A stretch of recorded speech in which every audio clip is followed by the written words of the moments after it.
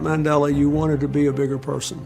Nelson Mandela. Mr. Mandela. Remember Nelson Mandela. Third, Nelson Mandela. Mandela. Nelson Mandela. And Nelson Mandela. Nelson Mandela. Nelson Mandela. Nelson Mandela. Nelson Mandela. Nelson Mandela. Nelson Mandela. How many times have you been told something and believed it without the slightest doubt, calling it the truth, an unshakable truth, only to later find another story that contradicts what you once held as certain? And then you ask yourself, how did I end up living in a world where I believed a lie for so long until now, when I finally realized that the truth had been hidden in a corner where I never thought to shine a light? Don't be offended, but let me tell you this. The one you trust, the one you love, the one you grew up being told was your hero, the one who supposedly fought for your freedom, who paid the highest price for your liberation, just as the son of Mary and Joseph shed his blood to redeem his followers. That person you were told about might not have truly walked that heroic path, nor even intended it. Yes, I'm telling you that what you believed may not be the full truth. Other accounts, supported by evidence, show that his heroism is not beyond question. I know you might want to throw stones at me, or you might find it hard to hear me and wonder, but listen. There is a truth we were not told, hidden behind the so-called uncontested heroism of Nelson Mandela.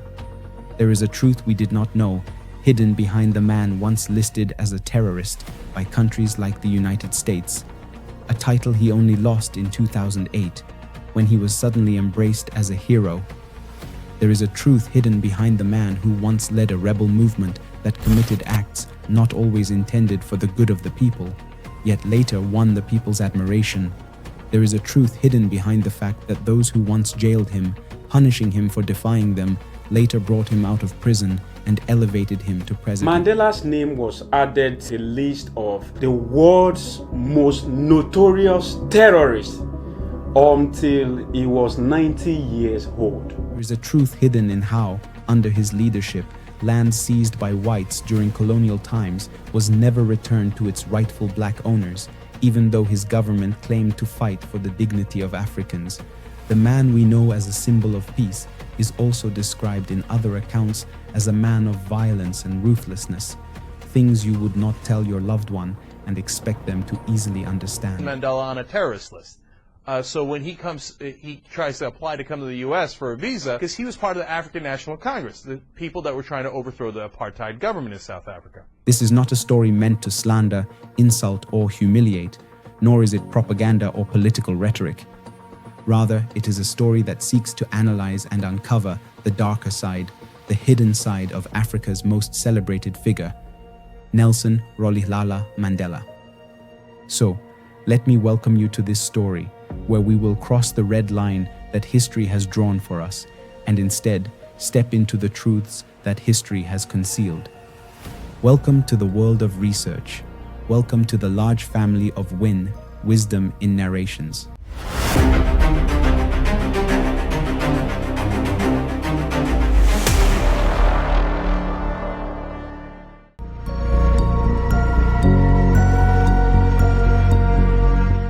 On April 27, 2019, Global News published an article under the headline, "Why Anti-Apartheid Hero Nelson Mandela Was Once Labeled a Terrorist." And that raises a question you too might ask. How could a man celebrated as a hero for resisting racial segregation against black people in South Africa be branded a terrorist? A label usually reserved for those known for strapping on explosives and causing destruction with the sound of boom echoing through crowds. Returning to that article, it begins by affirming that Nelson Mandela was indeed viewed as a terrorist in the eyes of the Western world. They saw him as someone deeply aligned with communist principles, a reputation and label that clung to him until as late as 2008. These were things Mandela himself acknowledged in his own words, saying, I never wanted to be regarded as an angel. I'm an ordinary human being with weaknesses, some of them fundamental, and I've made many mistakes in my life. I am not a saint unless you think of a saint as a sinner who keeps on trying. But then one might ask, how did this man, so full of wisdom and calm in his speech, end up being called a terrorist? Mandela entered politics at a young age, becoming one of the first to call for armed struggle as a means of self-defense and justice against the apartheid regime through his political party, the African National Congress, ANC. In 1940, he was expelled from university for organizing a student protest. In 1944, he co-founded the ANC Youth League, launching an intensified struggle against apartheid in the years that followed. He encouraged Black South Africans to resist segregation laws that dictated education, employment, housing, and even marriage, actions that led to him being banned from many regions of the country. Mandela and the ANC continued to mobilize the population against apartheid until 1960, when the government banned the organization following violent unrest. The most tragic of these events was the Sharpeville massacre, when police opened fire on protesters opposing apartheid laws, killing 69 people and injuring another 186. Mandela responded to this government crackdown by going underground in 1961, where he founded the ANC's armed wing, Umkhonto we Sizwe, meaning Spear of the Nation in Zulu. Over the next year, he traveled across Africa and Europe, studying guerrilla warfare and seeking international support for the ANC. The formation of this military wing marked a turning point. It signaled that peaceful protests had failed, and what lay ahead would be war, chaos, and retaliation against the apartheid state. For this, combined with his political positions that clashed with Western interests, Nelson Mandela was firmly branded as a terrorist by the world's leading powers. Now, you might ask yourself, should that strip him of his heroism? But let me ask you in return, if someone calls him a terrorist for those reasons, couldn't another person, looking at the same story, just as easily call him a hero? Now let us bring in information from Julius Malema, a prominent South African politician and leader of the Economic Freedom Fighters, EFF, a party that often stirs strong reactions. When Nelson Mandela returned from prison, he got separated with Winnie Mandela and went to stay in a house of the rich white men. He was looked after by the Oppenheimers. Whatever one may think of him, his words carry weight, especially since his party places the economic liberation of the people at the very center of its mission. So, what exactly did Malema say? Sit back and listen. Although Mandela was hailed as a hero for reconciling black and white South Africans in the post-apartheid era, his leadership did little to transform South Africa's economy in the way many had hoped. For generations, black people had been denied access to their ancestral lands, to decent jobs, and to meaningful participation in the country's wealth and politics. Yet, when Mandela became president, 1994 to 1999, these deep problems were not solved in a significant way. Yes, there were programs such as the Reconstruction and Development Program, RDP, but to many, they felt like scratching the surface.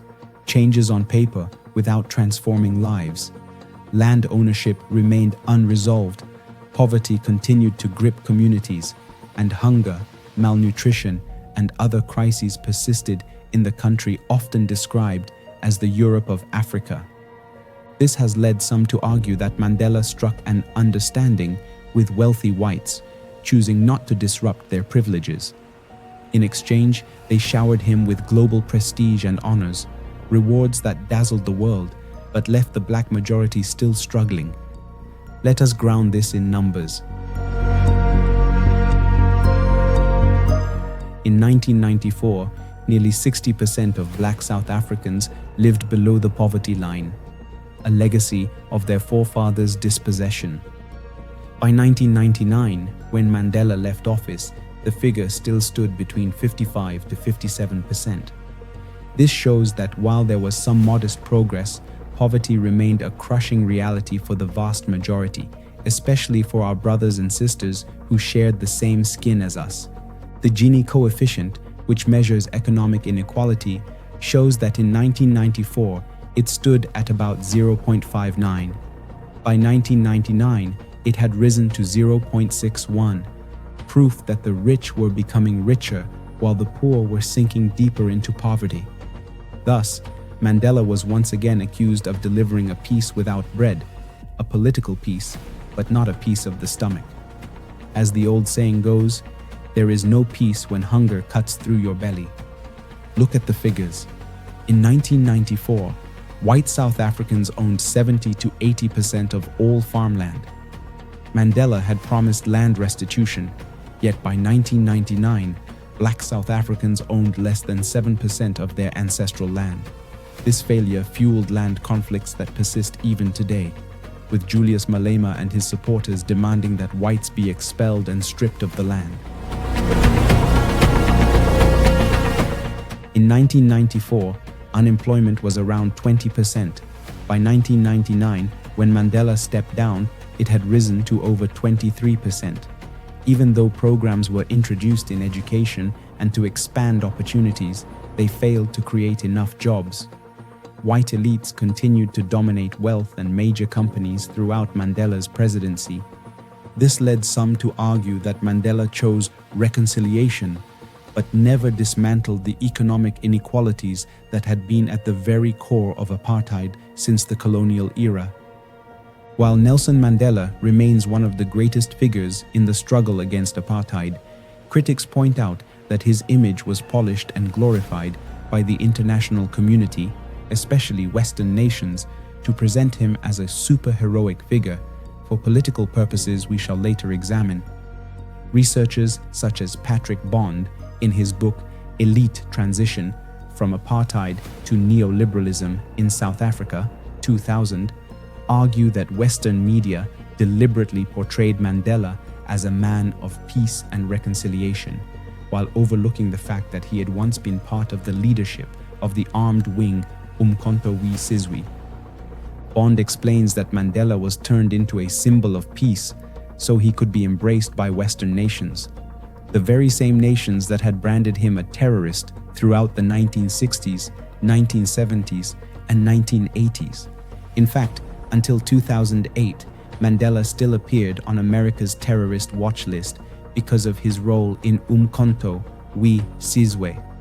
Only later was that stigma officially removed for political reasons, to preserve and reinforce his global image as a hero. This demonstrates how the world's perception of Mandela was reshaped to serve the interests of Western powers, which found it beneficial to present him as both a peacemaker and a global icon.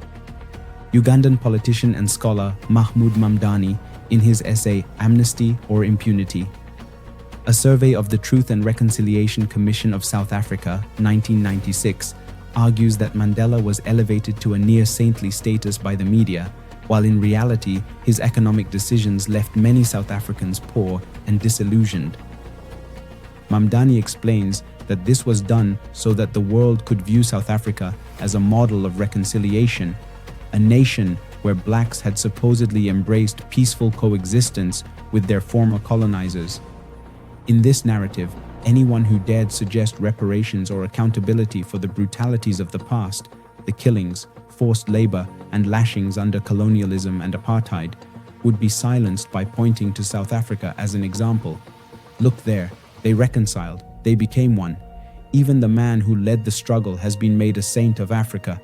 Researchers such as Anthony Butler in Mandela, the authorized biography, 1999, show that Mandela's glorification as a hero of peace was part of an international strategy to reduce global tensions, making it essential that he be seen as a figure beyond criticism. This led to a global image of Mandela that far surpassed the perception many ordinary black South Africans had of him. If you had asked a struggling South African at the time to explain Mandela's heroism, they might have struggled to do so while hunger gnawed at their stomachs. In short, Mandela was elevated into a larger-than-life international icon, his image used as a vessel to carry the political interests of Western powers. While he undeniably played a crucial role in dismantling apartheid, evidence shows that the media, powerful nations, and even some scholars exaggerated his image in order to present him as the universal hero. Meanwhile, millions of black South Africans continued to live in poverty and inequality, realities that were harder to ignore on the ground. And if you think Mandela was the only one whose legacy was magnified for political purposes, think again. Other figures share this same pattern of being mythologized, such as Mahatma Gandhi, Martin Luther King Jr., Winston Churchill, Mother Teresa, and the Dalai Lama. In Martin Meredith's book Mandela, a biography, 1997, it is revealed that Nelson Mandela had close ties with the South African Communist Party, SACP, during the 1950s and 1960s. After years of the African National Congress, ANC, relying on peaceful resistance against apartheid with little result, some of its leaders began to believe that stronger measures were necessary. At that time, the SACP and other communists had experience in fighting authoritarian regimes and had international networks to draw on. Mandela worked with these communists, especially during the founding of the ANC's armed wing, Umkhonto we Sizwe, MK, in 1961. Evidence shows that Mandela attended strategy meetings with the communists and, on occasion, received financial support and training through their channels. His critics accused him of being a hidden communist intent on aligning South Africa with the Soviet bloc. Mandela, however, denied this, insisting that his cooperation was based solely on the shared goal of dismantling apartheid, not on ideological commitment. As he declared during the Rivonia trial in 1964, "I have always regarded myself, in the first place, as an African patriot."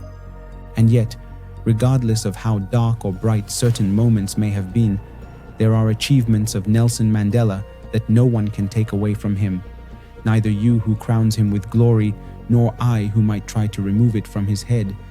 These include fighting against apartheid, becoming one of the first black lawyers in South Africa, drafting the Freedom Charter, founding Umkhonto we Sizwe, spending more than 27 years in prison, promoting reconciliation after his release, becoming South Africa's first black president, establishing the Truth and Reconciliation Commission, TRC. Whether praised as victories or criticized for their costs, these remain undeniable. Our aim here is not to strip Mandela of his heroism, but to examine why some argue that what is called Mandela's heroism might instead be understood as determination, resilience, and his steadfast defense of principles that defined his journey. We do not seek to destroy hope or undermine the truth enshrined in our hearts. Rather, we want to share with our audience the parts of the story not always told. Truths that, though less spoken, are truths nonetheless. Thanks for watching. I wish you better life, foods, and money. Stay in the Big Wins family.